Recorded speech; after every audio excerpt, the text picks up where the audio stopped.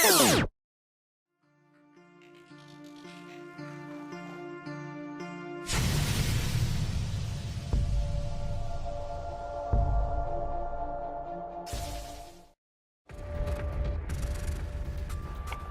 ini ake bi wu ya mo.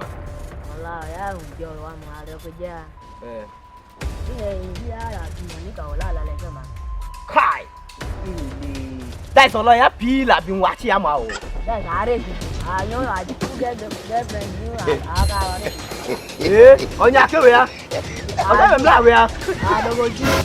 Adogoju ba. Ndo ke jo. Onya we ya.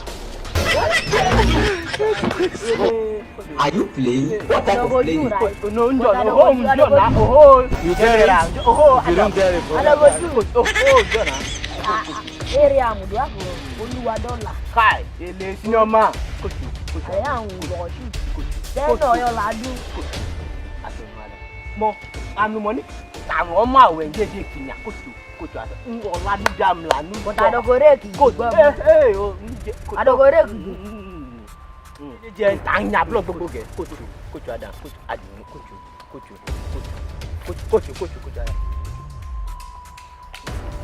Lo ma le go ro kan ko adongbo e no gbo.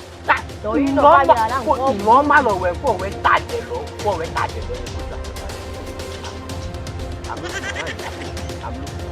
Ejo a